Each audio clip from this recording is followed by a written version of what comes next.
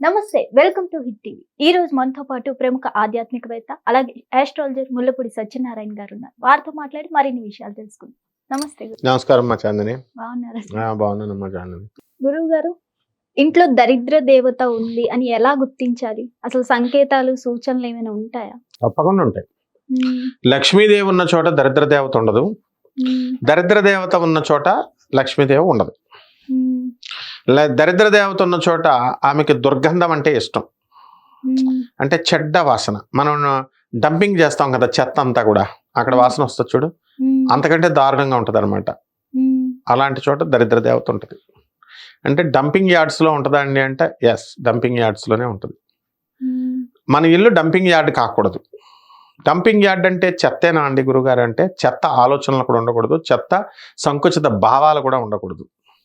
ఎవడైతే వాడిని వేసేయాలా, వీడిని వేసేయాలా, వాడిని మోసం చేసేయాలా, వీడి దగ్గర డబ్బులు దుబ్బేయాలా, వీడిని మోసం చేసేయాలా అనుకుంటాడో వాడిని గ్యారంటీగా పట్టేసుకుంటుంది దరిద్ర దేవత. కాబట్టి కొంచెం టైం పడుతుంది అంతే. ఎప్పుడు మొగుడు పెళ్ళాలు కొట్టుకుంటా ఉంటారు, పిల్లలు తల్లిదండ్రులు కొట్టుకుంటా ఉంటారు, ఇల్లంతా పక్కింటోళ్ళతో గొడవ, ఎదురింటోళ్ళతో గొడవ, అందరితో గొడవ. ఎవరైతే ఈ గయ్యాళి స్వభావం ఉందో వాళ్ళ దగ్గర దరిద్ర దేవత గ్యారంటీగా ఉంటుంది. First point. సెకండ్ పాయింట్, ఎవరైతే రోజు దీపారాధన చేయరో ఇంట్లో నూనె అయిపోతుందని, అటువంటి వాళ్ళని దరిద్ర దేవత గ్యారంటీగా పట్టుకుంటుంది. అనుభవంతో చెప్తున్నాను. మా గురువు గారు అయినటువంటి బులుసు ఉదయ భాస్కరం గారిని 3 జిల్లాల 3 సంస్కృత, హిందీ, తెలుగులో భాషా ప్రవీణ్, ఆయన మాస్టర్ గారు, గొప్ప వ్యక్తి ఆయన. వాళ్ళ పెద్దబ్బాయి పాపం పెళ్ళయింది. ఎందుకు విడిపోయారో తెలుసా? దేవుడికి నూనెలో ఒత్తు ఎక్కువ వేస్తున్నారు, నూనె ఎక్కువ వేస్తున్నారని గొడవ పెట్టుకుని విడాకుల వరకు వెళ్ళిపోయింది. అంటే నూనె శని అనమాట. ఆ శని బాగాలేదు ఆయన జాతకంలో, వాళ్ళ జాతకంలో, అమ్మాయి జాతకంలో, అతని జాతకంలో. ఆ కారణంగా విడిపోయారు. అది వేరే విషయం. చాలా మంది మగోళ్ళు కూరగాయలు ఎక్కువ వండుతున్నావు, కూరలు వండుతున్నావు, తర్వాత నూనె ఎక్కువ వేసేస్తున్నావు దేవుడికి అని చెప్పి దెబ్బలాటలు చేస్తూ ఉంటారు. వంటలో కారం ఎక్కువైంది, ఉప్పు తక్కువైంది, రుచులు కావాలి వీళ్ళకి, మహానుభావులకు. పెళ్ళం ఏదోలాగా చక్కగా వండి పెడుతుందని తినొచ్చు కదా, ఇలా దెబ్బలాడతారు చూడు, వాళ్ళని దరిద్రత గ్యారంటీగా పెట్టేసుకుంటుంది. పెళ్ళమే దరిద్ర రూపంలో అయిపోద్దేమో అనుకుంటాడు, పెళ్ళం కాదు వాడు. ఇలా చాలా మందిని చూశాను. ఆ పెళ్ళం ఏం చేస్తుందంటే వీడిని ఏం తిట్టుకోలేక మనసులో తిట్టుకుంటుంది, వీడి కాళ్ళు ఇరిగిపోను, లారీ కింద పడిపోను అని అనుకుంటారు పల్లెటూరులో. అందుకని వీళ్ళు బయటకు వెళ్ళేసరికి నిజంగానే జరుగుతాయి భార్యను బాధ పెడితే. కాబట్టి ఎట్టి పరిస్థితుల్లో కూడా వీళ్ళు భార్యని చాలా గౌరవంగా చూసుకోవాలి, ప్రతి జీవిని గౌరవంగా చూసుకోవాలి. తర్వాత గబ్బిళాలు అస్తమానం రావనుకో, కానీ మనకి దరిద్రం తన్నుకొస్తున్నప్పుడు గబ్బిళాలు ఇంట్లోకి వస్తాయి. తీతువు పెట్ట అరుపు, తీతువు పెట్ట అనే స్పెషల్ పెట్టి ఉంటుంది. అర్జునుడే గమనిస్తాడు, మహాభారత యుద్ధంలో జరుగుతుంటే ఆ సౌండ్ చూసి, కృష్ణ ఈరోజు మహా ఆపదలు జరగబోతున్నాయి, తీతువు పెట్ట విన్నానంటాడు. ఎస్ అంటాడు కృష్ణుడు. అంత భయంకరమైన పెట్టది. ఆ రోజు కర్ణుడు చితగొడేస్తాడు, భీష్ముడు, ద్రోణాచార్యుడు మొత్తం వేసి పడేస్తాడు తీతువు పెట్టి అరిచినప్పుడు అల్లా. అలా మనం ఆ అరుపు వినబడకూడదు. నల్ల గబ్బిలం కనబడకూడదు, తెల్ల గబ్బిలం కనబడవచ్చు మనకి, అప్పుడు లక్ష్మీదేవి వస్తున్నట్టు లెక్క. తర్వాత ఈ యొక్క భోజనాలు, చాలామంది నీకు డౌట్ ఉండొచ్చు, ఏంటంటే మీరు చెప్పేది కరెక్టేనా అని. ఎవరైనా గెస్ట్ వస్తే మంచి ఫుడ్ పెట్టరు, బిర్యానీ వేడివేడిదేమో వీళ్ళ తిని మిగిలిపోయింది మర్నాడు మిగిలిపోయింది, అబ్బాయి తినండి తినండి మీకు చాలా ప్రేమగా చూపెడుతున్నట్టు, వద్దు నాయనో అని అంటున్నా సరే పెడతారు. అటువంటి వాళ్ళని పట్టేసుకుంటుంది.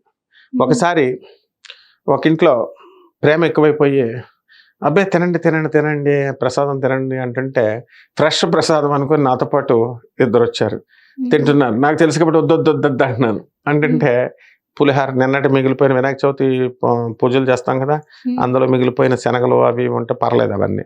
వాళ్ళ ఇంట్లో చిన్నపిల్లాడు ఉన్నాడు, వాడు సగం కొరికేసి సగం తినేసిన అన్నం అదంతా కూడా అందులో పెట్టేసి మనకు పెట్టేస్తున్నారు. ఇలాంటి చోట లక్ష్మి ఉండదు. అంటే మనం అతిథులకు పెట్టేది మంచిది పెట్టాలి, బ్రాడ్ అవుట్లుక్ ఉండాలి. ఆ తర్వాత ప్రతి ఒక్కళ్ళకి, పేదవాళ్ళు ఎవరైనా వచ్చి మనం డబ్బులు అడిగితే ఇవ్వకపోతే దరిద్రం పట్టుకుంటుంది. భోజనం టైములో కనుక అతిథి వచ్చినప్పుడు వాడికి భోజనం పెట్టకుండా వీడు తినేసాడు అనుకో, దరిద్రం పట్టుకుపోద్ది. ఎలా కాలభైరవుడు వాడికి వచ్చేటటువంటి పుణ్యం, యజమాని ఎవడైతే ఆ ఇంటి ఓనర్ ఉన్నాడో వాడికి వచ్చినటువంటి పుణ్యం అంతా తీసుకెళ్ళిపోద్ది. ఎన్నాళ్ళు చేసిన పుణ్యం పడిపోతాడు ఆయన. పుణ్యం ఎప్పుడైతే అయిపోద్దో దరిద్ర దేవత అక్కడ వచ్చేస్తుంది. చాలా మంది బిల్డప్కి ప్రగల్భాలు పలుకుతారు. నాకు ఇంత వస్తుంది అంత వస్తుంది. వాడి ప్రగల్భాలు పలుకుంటే పలుకోవచ్చు. అవతల పేదవాడిని వెటకారంగా మాట్లాడేటటువంటి అల్పబుద్ధి ఉన్నటువంటి వాళ్ళు చాలా వందల మంది ఉంటారు. అటువంటి వాళ్ళని పట్టేసుకుంటుంది దరిద్ర దేవత. అతి త్వరలో పట్టేసుకుంటుంది. దరిద్రుడే నారాయణుడు, దరిద్ర నారాయణుడు అన్నారు. దరిద్రులు అంటే విష్ణుమూర్తికి. ఆ జ్యేష్ఠాదేవి ఎవరో కాదమ్మా, మహాలక్ష్మీదేవి అక్క స్వయాన. ₹1 బిళ్ళ ఉంటుంది. ఆ రూపాయికి కాయిన్ హెడ్ ఏమో పైకి, టైల్ ఏమో కిందకి, బొమ్మ బొరుసు 2. ఆ లక్ష్మీదేవి ట్రాన్స్ఫర్మ్ అయిపోద్ది అనమాట. ఎప్పుడు వీడి బుద్ధులు బాగున్నంతసేపు లక్ష్మీదేవికి డబ్బులు ఇస్తూ ఉంటుంది. ఎప్పుడైతే వీడి బుద్ధులు బాగాలేదో వీడిని మనం టైట్ చేస్తాం కదా, టైట్ చేసేస్తుంది మనల్ని. అంతేగాని ఎక్కడో దరిద్ర దేవత సినిమాల్లో చూపించి, సీరియల్లో చూపించినట్టు ఆవిడ వచ్చేసి మూలన కూర్చున్నట్టు ఇలా సినిమాల్లో చూపిస్తాం, పిక్చరైజేషన్. అది నో. లక్ష్మీదేవే దరిద్ర దేవతగా మారిపోతుంది, ట్రాన్స్ఫర్మ్ అవుతుంది. ఏ విధంగా అయితే శ్రీమన్ నారాయణమూర్తి కల్కి అవతారంగా మారిపోతాడు, ఆ విధంగా మన బుద్ధులు బాగాలేనప్పుడు ఇది చేసేస్తాడు.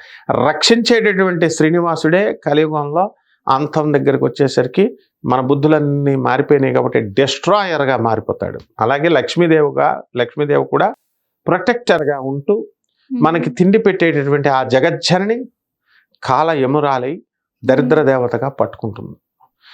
అసలు దరిద్ర దేవత పట్టుకుంటే ఏమిటి ఫలితాలు అంటే రోగిష్టి వాళ్ళు అయిపోతారు, ఆటోమేటిక్గా రోగిష్టి వాళ్ళు. అందుకని అప్పుడు దాకా బాగున్నటువంటి వాళ్ళంతా కూడా చాలా మందికి రోగాలు వచ్చేస్తాయి. చూడు, పూర్వజన్మ కృతం పాపం రోగరూపేణ పీడిత. పూర్వజన్మంలో చేసుకున్నటువంటి పాపం అంతా కూడా రోగాల రూపంలో పీడించబడుతుంది. ఒక్కసారి దరిద్ర దేవత పట్టుకుందంటే వాడికి రోగాలే రోగాలు. కాబట్టి ఈ యొక్క దరిద్ర దేవత లక్షణాలు మనము పువ్వుల్ని కాలుతో తన్నిన, పువ్వులంటే ఎవరు? పువ్వుల్లో ఏముంటుంది? నవ్వుల నవ్వుల్లో ఆ పువ్వుల నెత్తావుల్లో, ఆ నెత్తావిలి పుప్పొడి ఇవన్నీ ఉంటాయి పువ్వుల్లో. అది లక్ష్మీదేవి యొక్క స్వరూపం పువ్వు. ఆ లక్ష్మీదేవి యొక్క స్వరూపమైనటువంటి ఆ పుష్పాన్ని కనుక మనం అవమానించిన, తొక్కేసిన, అలక్ష్మి పెట్టేసుకుంటుంది దరిద్ర దేవత. చాలా మంది మధ్యాహ్నం మాటలు పడుకుంటారు గురక పెట్టేసి, వాళ్ళని దరిద్ర దేవత పట్టేసుకుంటుంది. అంటే ఇక్కడ మగవాళ్ళైనా సరేనా, ఎవరైనా సరే జీవి ప్రదోష సమయంలో సాయంకాలం, ముఖ్యంగా పోనీ మధ్యాహ్నం అంటే అలసిపోయి పడుకున్నారు అనుకుందాం, ప్రదోష సమయంలో సాయంత్రం ఆవులు ఇంటికి తిరిగి వచ్చే టైంలో గురకలు పెట్టి పడుకుంటే పట్టేసుకుంటుంది. గడప మీద కూర్చొని జుట్టు దువ్వుకుంటే పట్టేసుకుంటుంది. ఆ దువ్వుకున్న జుట్టుని మంచిగా చాలా మంది ఆడవాళ్ళు ఇదంతా తీసి డస్ట్బిన్లో వేయరు, అక్కడే బద్ధకం, అక్కడే వదిలేస్తారు. అమ్ముదామని కవర్లో పెడితే పర్లేదు, పట్టకుండా ఇంట్లోనే ఆ వెంట్రుకలు ఉంటాయి, ఆ వెంట్రుకలు కాలికి తగిలితే చాలు దరిద్రం పట్టేసుకుంటుంది. చాలా మంది బిల్డప్గా కాళ్ళు ఊపుతా ఉంటే దరిద్ర దేవత పట్టేసుకుంటుంది. చాలా మంది, ఇప్పుడు నేను ఇటీవల ఒక లాయర్ గారిని నేను మన ఉమెన్స్ పోలీస్ స్టేషన్ విశాఖపట్నం తీసుకెళ్తే అక్కడ సిఐ నిర్మలా మేడం, ఆవిడ ముందు పాపం వెళితే ఏం చేశారు, వెళ్ళి ఆవిడకి ఎక్స్ప్లెయిన్ చేస్తున్నాం. వాడు చాలా మంచి ఆవిడ పాపం. వీడు నిందితుడు, వీడి మీద కేసు పెట్టేశాడు, కోడలను వేధిస్తుందని కోడలను కేసు పెట్టేసింది, ఇతని మీద, ఇతని పెళ్ళం మీద, కొడుకు మీద, కూతురు మీద, ఓకే, 4 మీద పెట్టేస్తే వీడు వెళ్ళి మేడంకి అడుక్కోవడానికి వెళ్ళినాడు, కాలు మీద కాలు వేసేసి ఊపేస్తున్నాడు. ఇలా ఆవిడకి తిక్కలు వేసిందంటే లోన వేసి పడేస్తుంది అనమాట. అరే బాబు కాలు తీరా నాయన అని ఇలా 2 సార్లు కొడుతున్నా కాలు మీద కాలేస్తున్నాడు. కాలు మీద కాలేసి ఇలా ఊపేస్తున్నాడు. ఆడ ఆఫీసర్ అవతల వాళ్ళు ఉన్నారు, ఆఫీసరా మనతో అవసరం ఉంది, మనకు వాళ్ళ అవసరం ఉంది, మనం చేయకూడదు అనే ఇంగిత జ్ఞానం చాలా మందికి ఉండదు. కాబట్టి చాలా మంది ఎవరైతే ఉన్నారో అలాంటి వాళ్ళు బిల్డప్ గాళ్ళు చాలా మంది ఉంటారు. ఆయన మంచోడే కానీ మామూలుగా చెప్తున్నా, పొరపాటున అది అలవాటు ప్రకారం లాయర్ కాబట్టి వేసాడు. కానీ చాలా మంది బిల్డప్కి, ఇప్పుడు నువ్వు ఇంటర్వ్యూలు చేస్తూ ఉంటావు, ఇంటర్వ్యూలు చేస్తున్నప్పుడు అవతల పండితుడిలాగా అసలు ఇంకా సకల విజ్ఞాన వివేకానందుడిలా బిల్డప్లు ఇచ్చి కాలు మీద కాలేసి ఇలా చెప్తా ఉంటారు. ఇలా అనవసరమైనటువంటి చోట కాలు ఊపినా, కాలు మీద కాలేసుకున్న దరిద్రం పట్టేసుకుంటుంది. ఎవరింట్లో అయితే ముగ్గులు హీరో దరిద్రం పట్టేసుకుంటుంది. ప్రొద్దున్నే లేవరో గొరకబెట్టి 7 దాకా పడుకుంటారో, సూర్యుడు వచ్చేసేదాకా పడుకుంటారో దరిద్రం పట్టేసుకుంటుంది.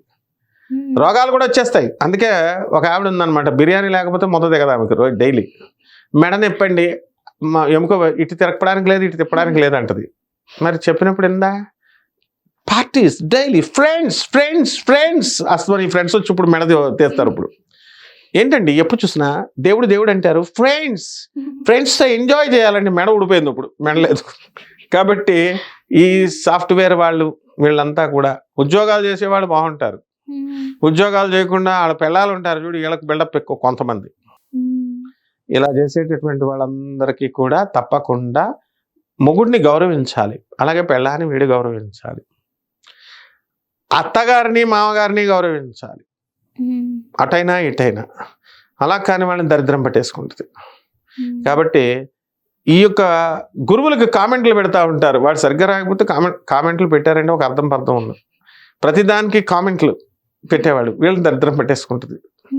ఇక ఏ రకంగా ఒక్కసారి దరిద్ర దేవత పట్టుకుందనుకో అమ్మా, ఇంకా పచ్చడి జింతాత అనమాట. కాబట్టి ఆ రకంగా ఇంకా చాలా లక్షణాలు ఉన్నాయి. రోజు అందుకనే తర్వాత గృహప్రవేశం చేసిన తర్వాత 3 రోజులు ఆ ఇంట్లో దీపారాధన చేసి నిత్య దీపారాధన చేయాలి. ఇంట్లో ఎప్పుడు లైట్ వేసి ఉండాలి. ఊర్లు వెళ్ళిపోతున్నారు చూడు, వీళ్ళంతా లైట్లు ఆపేసేసి వెళ్ళిపోతారు, దరిద్రం పట్టేసుకుంటుంది. అందుకే వాచ్మెన్ ఎవరినో పెడతారనమాట ఇంట్లో. ఈ రకంగా ఇవన్నీ కూడా శాస్త్రంలో కొన్ని చిహ్నాలు అన్నీ ఒకేసారి చెప్తే వీళ్ళంతా కాపీ కొట్టేస్తారు. ఎడ్యుకేట్ ఎక్కువైపోయి ఏంటి గురుగారు అని మనకే చెప్తారు. ఒక ఆవిడ ఉందన్నమాట, యూట్యూబ్లో అన్నీ చూసేసి ఆవిడ మనకి చెప్పుద్ది. కాబట్టి స్లోగా ప్రసాదంలా కొన్నే చెప్పాలన్నమాట. నెక్స్ట్ వీడియోలో మళ్ళీ చెప్దాం మిగతాది. ధన్యవాదాలు గురువు గారు, చాలా చక్కగా వివరించారు.